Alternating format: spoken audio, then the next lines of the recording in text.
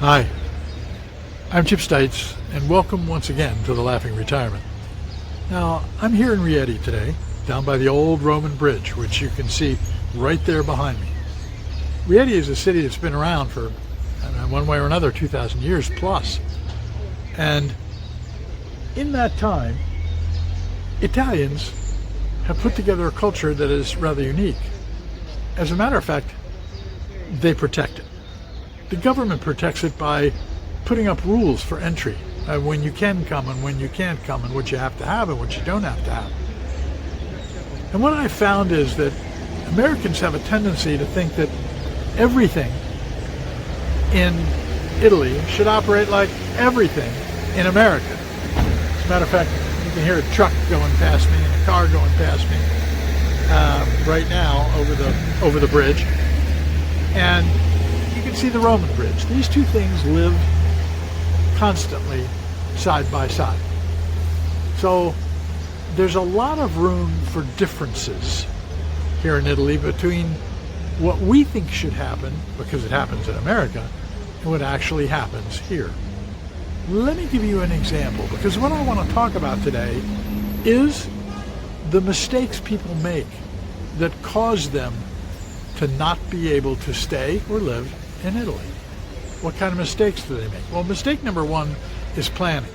Mistake number two, and the biggest one of all, is thinking that because we do it in America this way, it's going to be the same way here in Italy.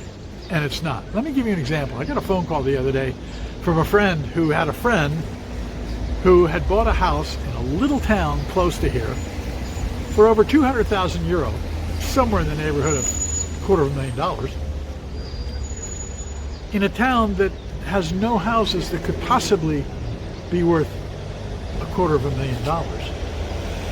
And so when this lady called and said, I bought a house, I said, well, have you seen it? She said, no. I said, well, have you been to the town? She said, no. I said, where did you buy it? She said, well, I bought it from a guy who owned it in Texas. So the guy in Texas owns the house in Pendenza, Italy, not far from here, and she bought it for $200,000 sight unseen. Well, I can tell you, having been to that town, that there is no house that's worth $200,000. And so this lady is kind of stuck with a house that she's gonna A, have to move into, or B, gonna lose money on. One of those two. And she's upset, and rightfully so. She was taken advantage of because she thought that everything in America was the same here in Italy. And it isn't. So mistake number one is thinking that because it's the same here, because it's one way here, it's going to be the same in Italy, when it isn't. And you need to do a little planning. So let's talk about that planning. Now, one way is to come to Italy from September 28th to October 4th to our Move to Italy conference, if you will, a deep dive into how to move to Italy and what to do, where to live, what you need to get to live here. I just finished talking to real estate agents saying we need a process for Americans to rent. They said, oh, there's a process, but Italians don't normally rent. Most of the time they buy. And yet the buying system here is very different. There's no MLS. Agencies compete against each other. And I would rather you understood before you moved here what you needed to do. So our conference from September 28th to October 4th is designed to help you do exactly that. Now, what other mistakes do Americans make? Well, mistake number one is thinking that everything's the same here and thinking that they can move here the same way. There's the geese. Lots of geese and lots of ducks back there sitting on the old Roman bridge. So, you need to plan your move to Italy. The first thing you need to know is, what do I have to do to get my visa? Ciao. Albert, ciao, tutto bene? Sì, tutto bene. What do I need to, that was a friend, actually another real estate agent. We when you move to Italy, you move to a community.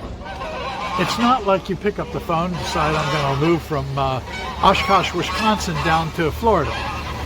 And so I pick up the phone, I find a house, I go down there, I look at it, I buy it, the system's easy. Moving is easy. Not so much here. Here, you need to plan a little bit because it takes months rather than days to buy a house. In America, you can get a mortgage. You can start at 70 and wind up finishing it at 100. In Italy, all mortgages end at age 75, period, end of sentence. So if you're 70 years old, the longest mortgage you can get is 5 years. So it takes a bit of planning, and I recommend that when you move here, you move into a community. You find a community you like, because that's the way Italians are. They find a community they like, they've lived there their whole life, and they stay there. They don't move around a lot. And so in respecting that and understanding, the first question we were asked when we got here is, are you staying? Because if we were tourists, they didn't want to waste their time. But we were staying. And now we have wonderful friends here. And we've chosen the community and the area of Rieti. And that's what we moved in after we saw the town. And then we found a house. Now, what's the difference in finding a house? Well, we rented a place that was way too small for us and way different. And we loved it because we were learning. Now, in our second house, where we are now, we're at the top of the hill in a huge house.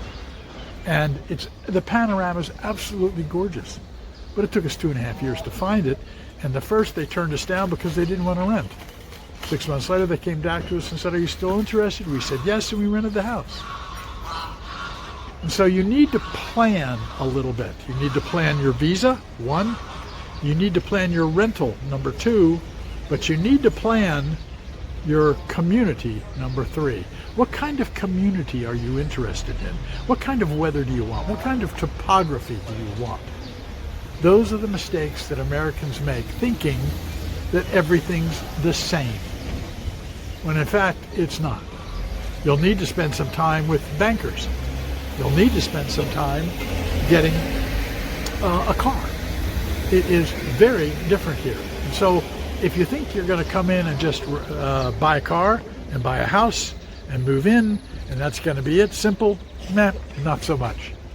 Because the Italian government wants to make sure that you have the means to stay here. That is quite important to them. And I think it's good. And I think it's good because not everybody can move in and they're protecting the culture. They want this culture to remain special. Always. And one of the reasons that it does stay special is because they protect it. And they protect it by making it a little bit more difficult to get in here. Is it hard? No, it's not hard. We did it.